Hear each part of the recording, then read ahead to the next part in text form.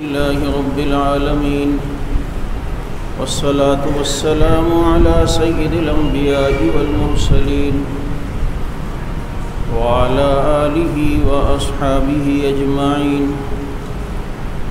أما بعد فأعوذ بالله من الشيطان الرجيم. بسم الله الرحمن الرحيم.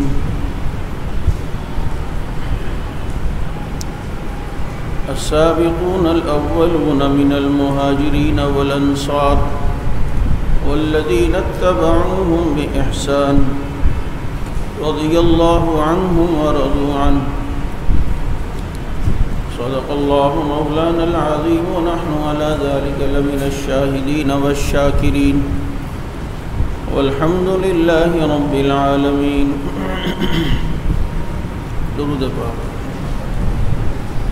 اللهم صل على محمد بعدد قطرات الأمطار. اللهم صل على محمد بعدد أوراق الأشجار. اللهم صل على محمد بعدد أمواج البحار. اللهم صل على محمد بعدد معلوماتك وسلم تسليما كذلك. واجب الاحترام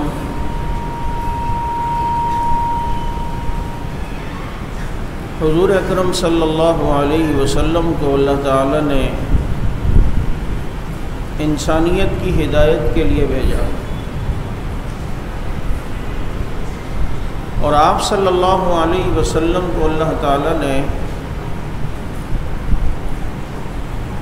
آخری پیغمبر بنا کے بھیجا، خاتم النبیین بنایا. آپ کے بعد کسی نبی نے آنا نہیں، اور کسی نبی کو اتنی بڑی نبوت ملی نہیں. کوئی نبی علاقے کا نبی، کوئی بستی کا نبی، کوئی شہر کا نبی، کوئی گاؤں کا نبی، کوئی قریے کا نبی، کوئی ملک کا نبی، کوئی علاقے کا نبی، اور ہمارے نبی پوری کائنات کے نبی. اس لیے پیغمبر پر ذمہ داری بھی بہت. اللہ تعالیٰ نے قرآن کریم میں نبی سے فرمایا الم نشرح لک صدرک ووضعنا عنک وزرک الذی انقض ظہرک. کیا ہم نے آپ کے سینہ نہیں کھولا؟ کیا ہم نے آپ کی کمر سے بوجھ کو ہلکا نہیں کر دیا؟ اور ایسا بوجھ الذی انقض ظہرک، جس نے آپ کی کمر کو جھکا دیا تھا. جس بوجھ نے آپ کی کمر کو جھکا دیا تھا وہ بوجھ ہم نے آپ سے ہلکا کر دیا. میں نے ایک مرتبہ کئی جگہوں پر یہ بات کہی کہ اس سورہ انشراح میں اللہ نے جس بوجھ کا ذکر کیا وہ بوجھ کیا تھا کہ جس نے نبی کی کمر کو جھکا دیا تھا، اور وہ بوجھ پھر ہلکا کیسے ہوا؟ کہ جس کو اللہ رب العزت پیغمبر پر احسان جو کیے ہیں اللہ نے، تو ان میں اس احسان کو بھی اللہ نے بتلایا. وہ بوجھ یہ تھا کہ ہمارے نبی جن کو اللہ نے ساری دنیا کا نبی بنایا ہے، اب جب نبی ساری دنیا کے ہیں اور نبیوں سے ان کی عمر بھی دنیاوی کم ہے 23 سال، اور ایریا بھی نبوت کے لیے پوری دنیا دی، تو اب ضرورت اس بات کی ہے. دوسری جگہ فرمایا یا ایھا الرسول بلغ ما انزل الیک من ربک. اے نبی، آپ پر جو وحی نازل ہوتی ہے اسے آگے پہنچائیں. اگر آپ نے ایسا نہ کیا تو فما بلغت رسالت، آپ نے رسالت کا حق ادا نہیں کیا. اب میرے پیغمبر سوچتے ہیں فرد واحد ہیں، پوری دنیا کے نبی ہیں، تیز سواریاں بھی اس زمانے بھی نہیں کہ جیسے آج دن کو ہم یہاں ہوتے ہیں، شام کو کوئی پشاور پہنچا ہوا ہوتا ہے، شام کو پشاور ہوتا ہے تو صبح کو جناب وہ کوئٹہ میں پہنچا ہوتا ہے. ایسی سواریاں بھی نہیں، الیکٹرانک پرنٹ میڈیا کا دور بھی نہیں کہ یہاں سے گفتگو کی جائے بذریعہ فیس بک کروڑوں لوگ دیکھ لیں. ایسے کوئی ذرائع بھی نہیں. کہ جس کی بات اپنی بات کو ایک دم ساری دنیا تک پہنچائیں، اور ادھر حکم ہے کہ ہم نماز دیں گے دنیا تک پہنچاؤ گے، ہم زکوٰۃ دیں گے دنیا تک پہنچاؤ گے، ہم آپ کو قرآن دیں گے دنیا تک پہنچاؤ گے، ہم جو حکم دیں گے آپ نے دنیا تک پہنچانا ہے۔ اب یہ وہ سوچ تھی کہ یہ ہوگا کیسے، یہ میرے رب کا یہ پیغام ساری دنیا میں پہنچاؤں گا کیسے، اور ساری دنیا میں یہ دین پہنچے گا کیسے، اور رب نے میری ڈیوٹی ساری دنیا کی لگائی ہے، اور کہا ہے کہ اگر آپ نے آپ پر نازل ہوئے احکام کو دنیا تک نہیں پہنچایا تو فما بلغت رسالتہ، آپ نے رسالت کا حق ادا نہیں کیا۔ تو یہ پیغمبر کی سوچ تھی جس کو اللہ نے یوں تعبیر کیا کہ ہم نے آپ کے بوجھ کو ہلکا کیا، جس بوجھ نے آپ کی کمر کو جھکا دیا تھا۔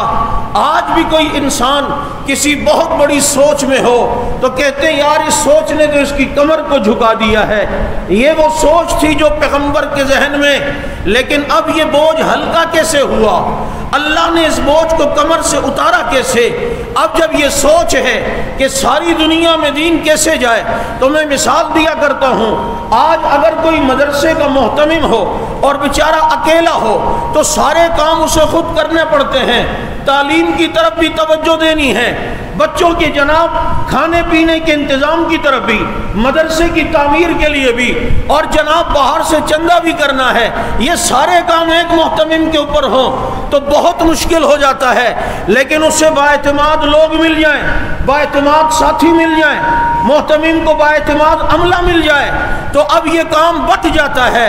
کسی کو وہ ناظم تعلیمات بناتا ہے، وہ شعبہ سنبھالا گیا، کسی کو اس نے چندے کے لیے سفیر بنا دیا، یہ ٹینشن بھی ختم ہو گئی، کسی نے اسے ناظم خوراک بنا دیا، جناب یہ ٹینشن بھی ختم ہو گئی۔ اب جب کام بٹتا ہے اور کئی لوگ اسے لے لیتے ہیں تو اب وہ کام بٹنے کے بعد محتمم پر بوجھ ہلکا ہوتا ہے۔ یوں ہی اللہ رب العزت نے میرے پیغمبر کو بنایا تو ساری دنیا کا نبی، بنایا تو ساری دنیا کا پیغمبر، اور حکم دیا کہ ساری دنیا میں دین لے کے جانا ہے، لیکن جائے گا کیسے؟ تو رب نے انتظام کیا، حبشہ سے بلال دیا تو دین حبشہ تک پہنچ گیا، فارس سے سلمان دیا تو دین فارس تک پہنچ گیا، اور جناب اسی طریقے سے دوس قبیلے سے صحابہ ملے، وہاں تک دین پہنچا، ہندوستان سے صحابہ ملے، دین وہاں تک پہنچا، قیس عبد الرشید کے نام پر افغانستان سے ملے، دین وہاں تک پہنچا۔ ساری دنیا سے نبی کے صحابہ ایمان لانے کے لیے آتے گئے، ایمان لا کر ساری دنیا میں پیغمبر کے پیغام کو پہنچاتے رہے۔ جب نبی نے اپنے صحابہ کے ذریعے، اپنے یاروں کے ذریعے، اپنے جانثاروں کے ذریعے ساری دنیا میں دین پھیلے ہوئے دیکھا، بوجھ ہلکا ہوا تو رب کو کہنا پڑا الم نشرح لک صدرک ووضعنا عنک وزرک الذی انقض ظہرک۔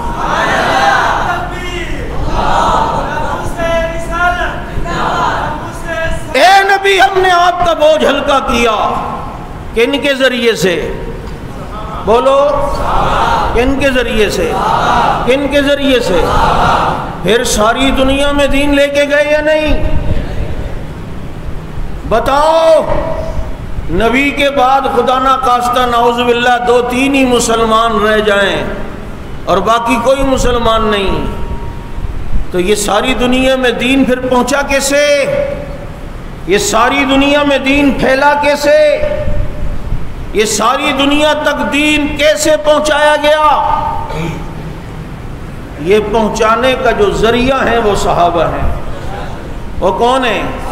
اسی لیے ہماری بنیاد قرآن و سنت، اور قرآن و سنت پہنچانے کا ذریعہ وہ کون؟ ان کو بیچ سے ہٹا دو تو بات پھر نہیں بنتی۔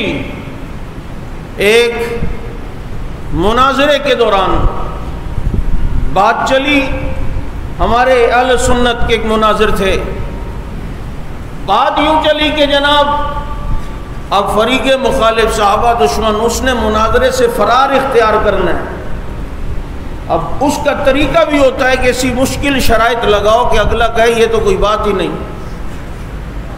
مسئلے پر، خلافت کے مسئلے پر یا تعریف قرآن کے مسئلے پر یہ بات مناظرہ تھا. اب وہ شیعہ عالم کہتا ہے، عالم تو نہیں کہنا چاہیے، شیعہ پنڈت کہتا ہے کہ جناب آپ نے روایت وہ بتانی ہے جو ہمارے مذہب میں متواتر ہو اور قول امام کا ہو، صحابی سے نہ ہو، کیونکہ ہمارے امام معصوم ہوتے ہیں. انہوں نے کہا ٹھیک ہے یہ بھی بتاؤں گا. کہا اگر کسی بات پہ جرح کرنی ہو روایت پر، اس پہ بھی جرح ہمارے امام کی بتانی ہے، کیونکہ ہم اسی کو قبول کریں گے جو ہمارے معصوم اماموں سے ہے. کہا یہ بھی قبول ہے. اب وہ حیران ہے کہ یہ کرے گا کیسے، اور آپ کو پتہ ہے ایسی شرائط ہوتی تو نہیں ہے، لیکن اسے بھگانا نہیں تھا کہ یہ بھی جان چھڑانا چاہ رہا ہے. انہوں نے کہا حدیث بھی وہی قابل قبول ہوگی جو امام سے آئی ہوگی، صحابی سے نہیں، کیونکہ جب ہم انہیں مانتے نہیں ہیں تو صحابی کی روایت معتبر نہیں ہوگی. اماموں میں سے کوئی ہو، علی، حسن، حسین، امام باقر، امام جعفر تقی علی، نقی علی، یہ حسن عسکری، یہ ہمارے ان میں سے ہو. ان کا یہ بھی شرط منظور ہے. ہر بات پہ وہ کہہ رہے امام سے، حدیث بھی وہ ہوگی جو امام سے لے جائے. کہ ٹھیک ہے. قول بھی وہ جو امام کا، جی ٹھیک ہے. جرا بھی دکھاؤ گے وہ جو امام کی ہوگی. کہ ٹھیک ہے. انہوں نے کہا آپ نے کہا جی قول دکھاؤ گے امام کا. میں نے کہا ٹھیک ہے. حدیث بھی دکھاؤں گا امام کا، جو امام سے آئی ہے وہ ٹھیک ہے. ہمارے مولوی صاحب نے ان سے کہا قرآن کی آیت بھی پیش کر سکتا ہوں یا نہیں؟ کہا بالکل، قرآن کیوں نہیں پیش کر سکتے؟ کہا کون سا والا قرآن، جو اماموں سے آیا ہے یا صحابہ سے آیا ہے؟ نہیں سمجھ آئی. جو اماموں سے آیا ہے یا صحابہ سے؟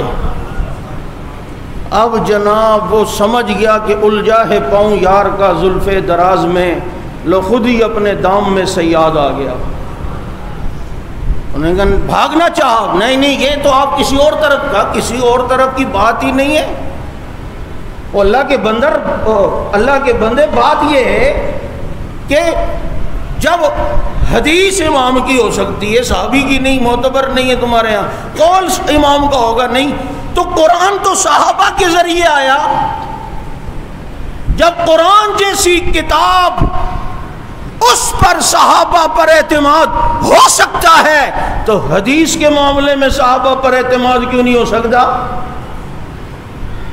کیونکہ قرآن کریم کو جمع کرنے والے صحابہ، صدیق اکبر رضی اللہ عنہ کے دور میں، پھر اسے چھپانے والے صحابہ، پھر یہ کاتبین وہی صحابہ، پھر اسے دنیا میں لے کے جانے والے صحابہ، پھر ساری دنیا میں یہی مصحف عثمانی پڑھا جا رہا ہے جو ایک قرات پر حضرت عثمان بن عفان دنیا کو لے کر آئے ہیں. آج یہ سب مصحف عثمانی ہے. اب بتاؤ، جب قرآن جو صحابہ سے آیا وہ معتبر ہے تو حدیث جو صحابہ سے آئے گی وہ معتبر نہیں؟ حالانکہ حدیث میں تو ہم یہ کہہ سکتے ہیں یہ موضوع ہے، یہ ضعیف ہے، یہ قبر واحد ہے، یہ حسن ہے، یہ ہے، ہم حکم لگا. لیکن قرآن کا کہہ سکتے ہیں کہ اس کی یہ والی آیت ضعیف ہے یا یہ موضوع ہے یا یہ نعوذ باللہ من گڑت ہے؟ جب اتنی بڑی کتاب اس کے معاملے میں اعتماد صحابہ پر ہے تو دین کے سارے معاملے میں اعتماد صحابہ پر ہے. اور یہ خطیبانہ جملے نہیں، یہ عرفات کے میدان میں جب قرآن کی آخری آیت نازل ہوئی تو وہاں رب نے اسلوب کیا اپنایا؟ فرمایا الیوم اکملت لکم دینکم. اے نبی کے یارو، آج تمہارے لیے رب نے تمہارا دین مکمل کر دیا. اللہ نے تو پورے دین ہی کو صحابہ کا دین کہہ دیا. پورا دین مکمل کر کے یعنی نبی کے واسطے سے صحابہ کی جھولی میں ڈال دیا. جائیں، اب آپ نے اس کے دنیا کو پہنچانا ہے. اور یہی ہوا کہ حجۃ الوداع کے موقع پہ پیغمبر نے، دیکھو اللہ کی توحید کے گواہ نبی، اور نبی کی رسالت کے گواہ کون؟ فرمایا میں نے دین پورا پہنچا دیا یا نہیں؟ سب صحابہ نے فرمایا پہنچا دیا. کیا حق بھی ادا کر دیا؟ فرمایا اب غائبین تک تم پہنچاؤ۔ نبی اس دین کے معاملے میں اعتماد کس پہ فرما رہے ہیں کہ تم اب غائبین تک پہنچاؤ۔ اور آیت بھی آ گئی الیوم اکملت لکم دینکم، جمع کا صیغہ ہے، صحابہ کو خطاب ہے، آج رب نے تمہارا دین تمہارے لیے مکمل کر دیا۔ چنانچہ یہ اعتماد کا ایسا خوبصورت اظہار ہے کہ نبی نے فرمایا غائبین تک اب تم پہنچاؤ، مجھے تم پر اعتماد ہے کہ جو مجھ سے لیا ہے وہی دنیا تک پہنچاؤ گے۔ اس لیے صحابہ کرام کی عظمت اور ان کی منقبت اور ان کی شان ہمارے دلوں میں ہونی چاہیے۔ میں آپ کے سامنے آج اس انداز میں عظمت صحابہ، چونکہ آج پورے پاکستان میں ہم نے اپیل کی ہے ان گستاخیوں کے جواب میں کہ صحابہ کرام کی عظمت بتائیں لوگوں کو، اور گستاخان صحابہ کا تعاقب کرتے ہوئے حکومت سے یہ مطالبہ کرنا ہے کہ ان گستاخوں کو فی الفور گرفتار کیا جائے۔ اس لیے عظمت صحابہ کے عنوان پر کچھ آیات، کچھ احادیث، لیکن اسلوب یہ میرے پاس قرآن کے بعد دنیا میں سب سے زیادہ پڑھی جانے والی کتاب جسے فضائل اعمال کہتے ہیں، عموماً اس میں یہ ایک باب ہے آخر میں خاتمہ، اس کو جو ہے وہ عموماً توجہ نہیں دی گئی، اور وہ توجہ شاید اس لیے نہیں کہ آگے لکھا ہوتا ہے خاتمہ تو آگے کوئی واقعہ نہیں ہے، اس لیے جو ہے اس سے پہلے تنبیہ بھی لکھی ہوتی ہے تو شاید کوئی اس طرف توجہ نہیں کرتا۔ لیکن اب آپ نے اگر فضائل اعمال کی تعلیم کرنی ہے تو اس میں آپ نے یہ والے 2 صفحے بھی پڑھنے ہیں۔ یہ حکایت صحابہ ہے، اب جب اس کا اینڈ ہو رہا ہے تو یہ آخر میں لکھا ہے خاتمہ صحابہ کرام کے ساتھ برتاؤ اور ان کے اجمالی فضائل، اور دیکھنا کہ شیخ زکریا رحمۃ اللہ علیہ کس اسلوب میں، کن الفاظ کے ساتھ آخر میں صحابہ کرام کے شان و فضیلت کو بیان کرتے ہیں کہ بھائی یہ جو تم نے حکایت صحابہ پوری پڑھ لی، ان کا تقویٰ، ان کی ریاضت و مجاہدہ، ان کا خرچ کرنا، ان کا جہاد، اب ذرا یہ سن لو ان کی فضیلتیں کیا ہیں۔ پیچھے تو حکایت صحابہ میں واقعات ہیں، حکایات صحابہ کے اندر صحابہ کے قصے، اب اس کے بعد آخر میں یہ خاتمہ کے نام سے یہ حضرت شیخ زکریا رحمۃ اللہ علیہ لکھتے ہیں کہ خاتمہ صحابہ کرام کے ساتھ برتاؤ اور ان کے اجمالی فضائل۔ صحابہ کرام کے آج میں فضائل اعمال کی تعلیم کر رہا ہوں، پھر اس کے بعد سے روزے میں بھی جانا ہے آپ نے۔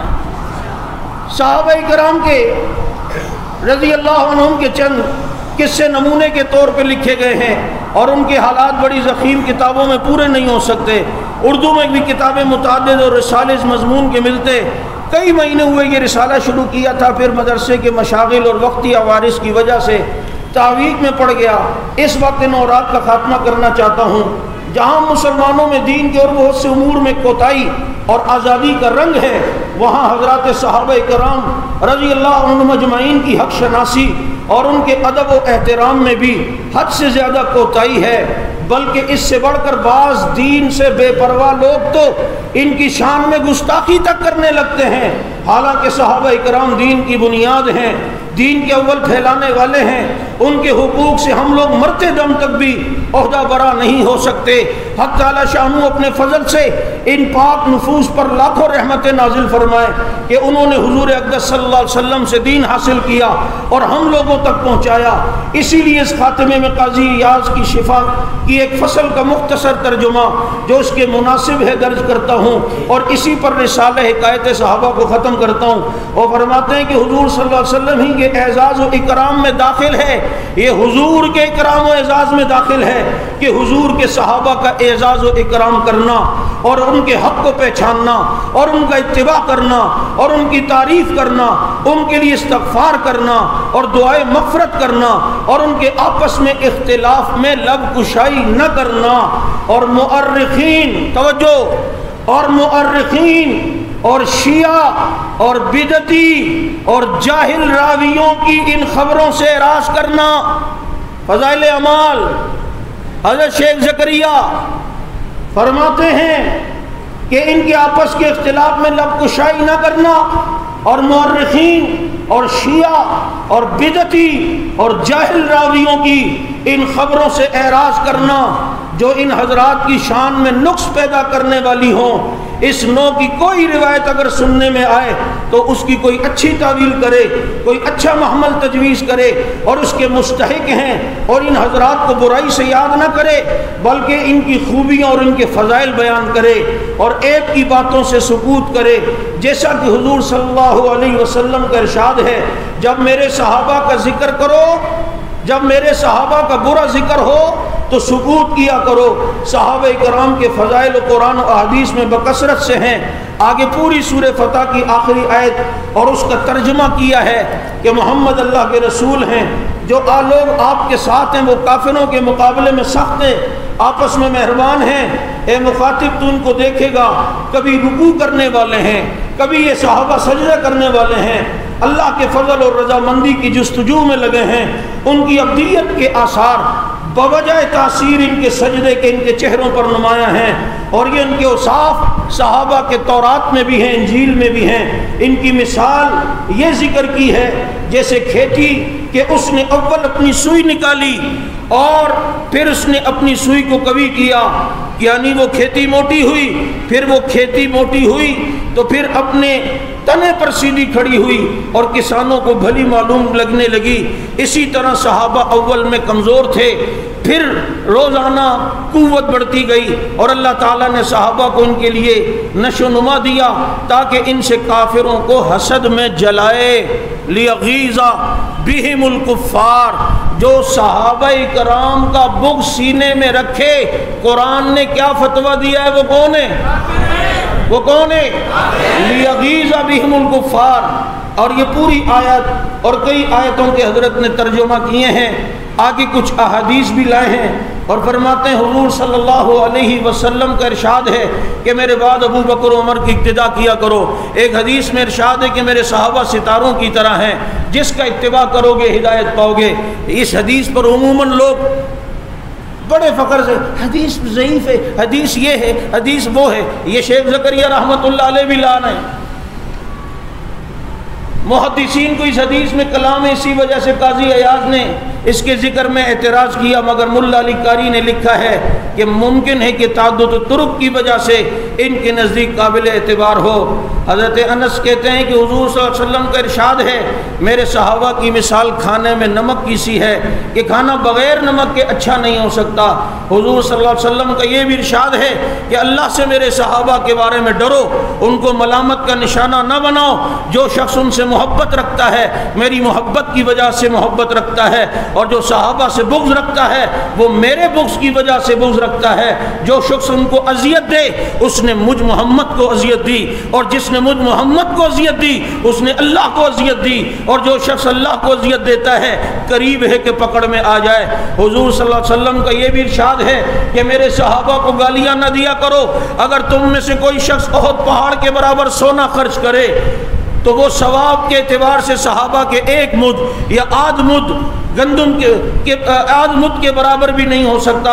حضور صلی اللہ علیہ وسلم کا ارشاد ہے، جو صحابہ کو گالیاں دے اس پر اللہ کی لعنت، فرشتوں کی لعنت، تمام آدمیوں کی لعنت۔ یہ شیخ زکریا رحمہ اللہ حدیث لائے ہیں کہ حضور نے فرمایا جو میرے صحابہ کو گالیاں دے اس پر اللہ کی لعنت، تو آپ بھی لعنت بولے، اس پر اللہ کی۔ جو صحابہ کو گالیاں دے اس پر فرشتوں کی، جو صحابہ کو گالیاں دے اس پر تمام انسانوں کی۔ یہ حضور کے الفاظ ہیں۔ حضور فرماتے ہیں ایسے شخص کا نہ فرض قبول ہوگا نہ نفل قبول ہوگی۔ مار سجدے، لگا ٹھیکریاں اور بڑی بڑی رکھ، سجدہ تو ویسے ہی قبول نہیں، زمین پہ نہیں۔ بغض صحابہ کی وجہ سے نبی فرماتے ہیں جو صحابہ کو گالیاں دے نہ فرض قبول نہ نفل قبول۔ یہ دستار پر، جبے پر اور یہ محرابوں پہ نہ جانا۔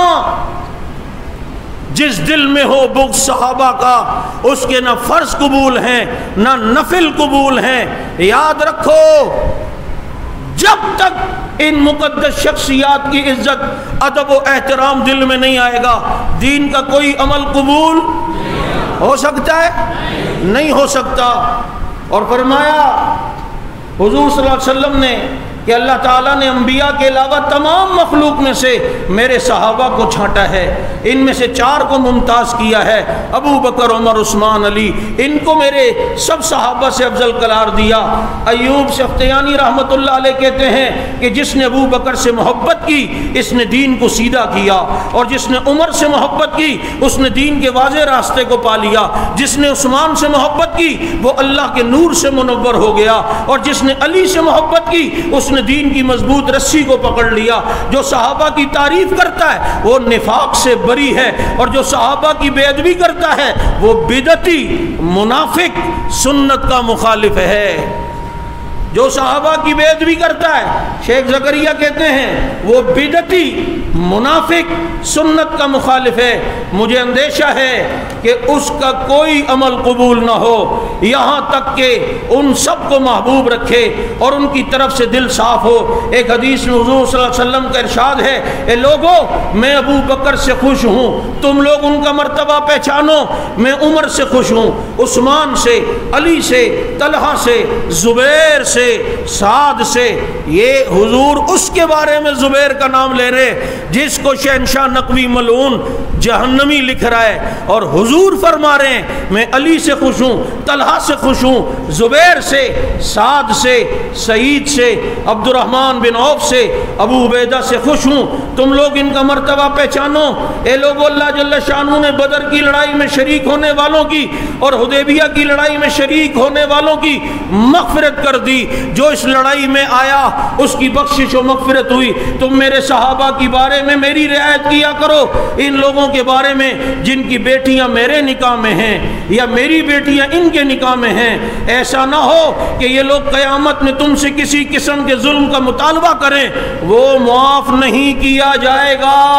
ایک جگہ ارشاد ہے کہ میرے صحابہ اور میرے دامادوں میں میری رعایت کیا کرو۔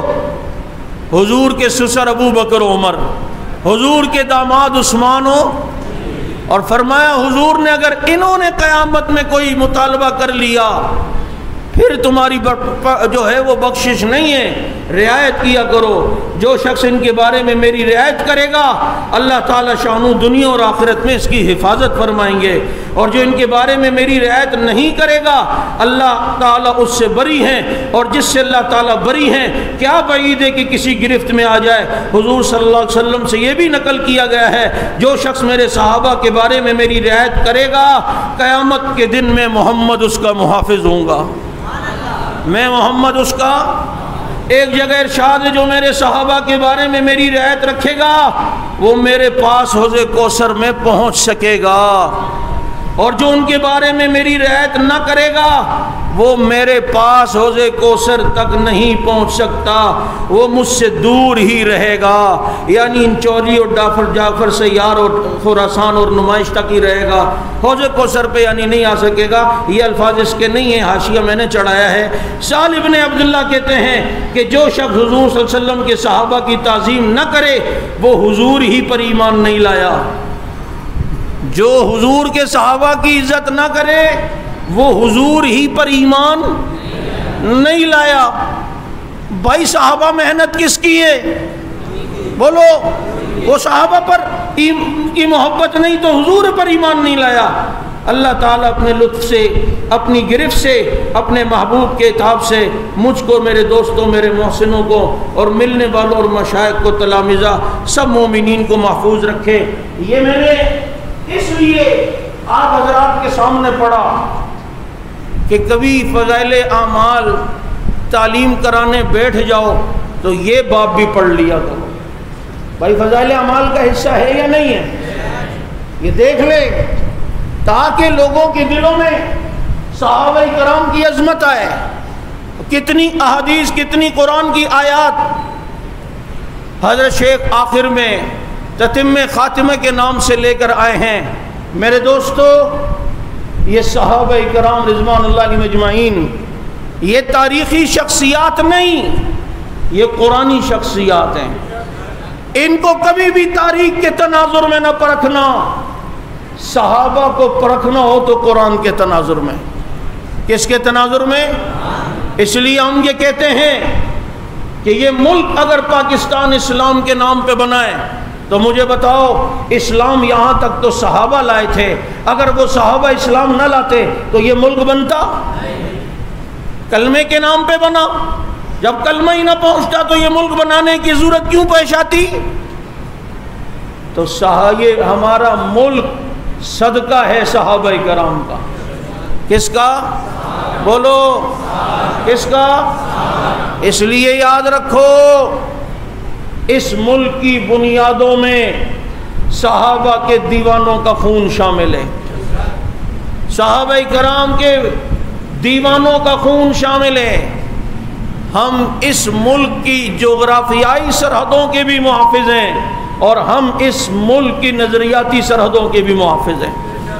آگے 6 ستمبر آ رہی ہے، انشاءاللہ ہم یہاں یوم تعزیز کا پروگرام تو رکھیں گے، لیکن 6 ستمبر ہماری جماعت کی بنیاد کا دن، جس میں 1985 کو مولانا حق نواز جھنگوی شہید رحمۃ اللہ علیہ نے اس ملک کے اندر عظمت اصحاب رسول، دفاع اصحاب رسول کے لیے ایک جماعت سپاہ صحابہ کے نام سے، انجمن سپاہ صحابہ کے نام سے جس کی بنیاد رکھی۔ چنانچہ 1979 میں ایران میں ایک انقلاب آیا جسے نام اسلام کا دیا گیا اور کہا یہ لڈو ہے، لیکن جب اندر سے دیکھا تو اس میں تو زہر تھا۔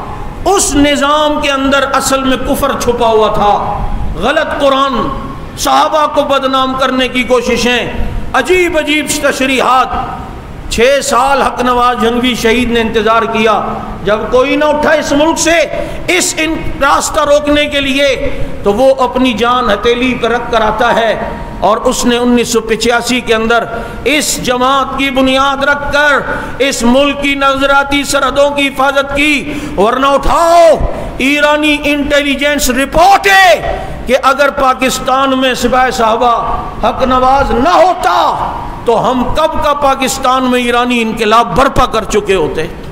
جو ایران شام میں، عراق میں بدماشیاں کر رہا ہے، یمن میں بدماشیاں کر رہا ہے، تو پاکستان تو ایران کی سرحدوں کے ساتھ ملا ہوا ہے۔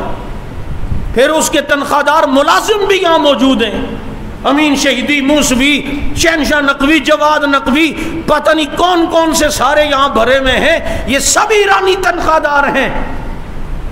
میں نے ایک بہت بڑے افسر سے کسی میٹنگ میں سوال کیا، میں نے کہا سر ایک بات پوچھ سکتا ہوں؟ کہ پوچھیں۔ میں نے کہا اللہ نہ کرے اگر پاکستان ایران کی جنگ ہوتی ہے، مجھے ایمانداری سے بتائیں یہاں کی شیعہ کس کا ساتھ دیں گے، پاکستان کا یا ایران کا؟ خدا کی قسم اس نے کہا وہ ایران کا ساتھ دیں گے۔ میں نے کہا آپ کو اتنی رپورٹ ہے اور آپ سمجھتے ہیں، پھر بھی تانا ہمیں کہ محب وطن یہ نہیں وہ ہیں۔ کوئی تانا دے، کوئی جو کچھ بھی کرے، ہمیں کسی سے سرٹیفکیٹ لینے کی ضرورت نہیں ہے۔ 6 ستمبر 1985 کو نظریاتی سرحدوں کی حفاظت حضرت جھنگوی شہید نے کی، تو 6 ستمبر 1965 کو اس ملک کی جغرافیائی سرحدوں کی حفاظت ہماری پاک فوج نے کی۔ اس وقت پاک فوج جو 1965 میں لڑی، جس نے انڈیا کا غرور خاک میں ملایا، پاکستانی افواج سے 3 گنا بڑی فوج لے کر لاہور کے بارڈر پہ آگے کہتے ہیں ہم صبح کا ناشتہ یہاں کریں گے۔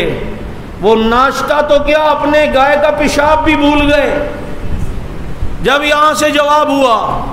ناشتے کا انہوں نے اس وقت کہا تھا، لیکن ہم نے اس کے کئی سالوں بعد ان کے ایک پائلٹ کو یہاں بلا کر چائے ضرور پلائی۔ ابھی نندن کو ہم نے کہا ناشتہ بریڈ شریڈ انڈے پاپے تو بعد میں دیں گے، لیکن یہ چائے کم از کم پیتا ہوا چلا جا، اور پھر کبھی بھی نہ ٹکرانا۔ کیوں کہ اے پاکستانی شہد اور دودھ پیتے ہیں اور تم گائے کا پیشاب پیتے ہو، اور گائے کا پیشاب پینے والے شہد اور دودھ والوں کا مقابلہ انشاءاللہ نہیں کر سکتے۔ اس ملک کے بھی محافظ، نظریاتی سرحدوں کے، اور جغرافیائی سرحدوں کے بھی محافظ ہیں۔ اسی لیے افغانستان کے اندر طالبان کی حکومت آئی اور ماشاءاللہ آخری امریکی بھی چلا گیا۔ اور مزے کی بات، پاکستان کی کرامت بتاؤں آپ کو، پاکستان کی کرامت، اور چونکہ اس ملک کی محبت ہمیں بچپن سے دی، اور میں آپ کو یہ بھی بتلاتا جاؤں، پاکستان کی 2 بڑی جنگیں ہوئی ہیں، 1965 اور 71، اور یہ دونوں جنگوں میں میرے والد بھی شریک تھے۔ وہ اس وقت ایئر فورس میں ہوتے تھے، میں غازی کا بیٹا بھی ہوں الحمدللہ، اور ایئر فورس میں وہ دونوں جنگیں اپنے ڈپارٹمنٹ لے کر لڑ چکے ہیں، 71 بھی اور 65 بھی۔ پاکستان کی کرامت دیکھو کہ آج تک کہتے تھے ہمارے ایٹمی اثاثے غیر محفوظ ہاتھوں میں، پاکستان کے ایٹمی اثاثے غیر محفوظ ہاتھوں میں، پاکستان غیر محفوظ ملک ہے اور غیر محفوظ ملک ہے۔ اور اب جو امریکہ سے فوجی جو لے کر آئے، وہاں پنجاب کے ایک ہوٹل میں لاہور میں ٹھہرایا ہوا ہے، اے پاکستانیوں تم اس کی حفاظت کرو۔ اب وہ پاکستان میں آئے ہوئے ہیں کہ جی 1 مہینے کے لیے ان کو آپ یہاں رکھیں، ابھی ان کے سانس پھولے ہوئے، جائیں گے ان کی بیگمیں بھی ان کو نہیں پہچانیں گی، یہ ذرا ٹینشن سے ڈپریشن سے ہٹیں گے تو ہم پھر لے۔ یہ کرامت نہیں ہے؟ جس ملک کو تم غیر محفوظ سمجھتے تھے، آج اسی ملک کے اندر اپنے لوگوں کو پناہ دے رہے ہو۔ ایک کابل سے یہ الگ بات ہے کہ یہ غلط فیصلہ ہے ہمارے حکمرانوں کا۔ امریکہ جو افغانستان میں رہ کر یہاں بدماشیاں کر رہا تھا، اب پاکستان میں پناہ لے کے وہ خاموش بیٹھے گا؟ اللہ ہمارے ملک کی حفاظت فرما۔ اب جو ہے وہ لاہوری خوب انہیں گدھے کے گوشت کھلا رہے ہوں گے کہ کھاؤ، ہم تو 2 لاکھ گدھے جو ہے ختم کر چکے اور پتہ ہی نہیں چلا، اب تم یہ گدھے کھاؤ، گدھوں کے لیے اب گدھے آ رہے ہیں۔ یہ ملک جب یہاں پر افغانستان کی یہ صورتحال بنی، اب بعض لوگوں کو یہاں پیٹ میں مروڑ ہوا، اب پاکستان کے اندر انہوں نے حالات خراب کرنے کے لیے صحابہ کرام کی گستاخیاں شروع کی، اور یہ گستاخیاں کسی صورت قابل قبول نہیں ہیں۔ پچھلے جمعہ بھی ہمارا مطالبہ تھا، اب بھی ہمارا مطالبہ ہے، گستاخوں کے خلاف FIR بھی کاٹو، انہیں گرفتار بھی کرو، خصوصاً میراثی وقت شہنشاہ نقوی کے خلاف FIR ہونی چاہیے یا نہیں ہونی چاہیے؟ اس کی گستاخی کے خلاف FIR ہونی چاہیے یا نہیں؟ اور پھر اس صرف FIR نہیں، اسے گرفتار کر کے قرار واقعی سزا دینی چاہیے یا نہیں؟ اور یہ مطالبہ نہیں ہوتا، آج ہم نے تمام پاکستان کے اندر خطبہ علماء سے یہ کہا تھا، آج کا جمعہ عظمت صحابہ پر ہوگا، گستاخوں کی عدم گرفتاری کے خلاف جمعے کے اجتماعات میں احتجاجی بیانات ہوں گے۔ اگلا جمعہ ایک سکتا ہے ہم ضلعی ہیڈ کوارٹروں پر دھرنے اور مظاہروں کا اعلان کریں، اس سے آگے ہو سکتا ہے ہم ڈویژنل سطح پر دھرنوں اور مظاہروں کا اعلان کریں، اس سے آگے ہو سکتا ہے ہم صوبے، اس لیے وہ ہو سکتا ہے کو پہلے ختم کر دو، اس سے پہلے یہ گستاخوں کو گرفتار کر دو۔ اور یہ یاد رکھو، یہ قوم ہر معاملے میں حکمت بصیرت برداشت کر سکتی ہے، صحابہ کے بارے میں کوئی کمپرومائز برداشت نہیں کرے گی، کوئی کمپرومائز نہیں۔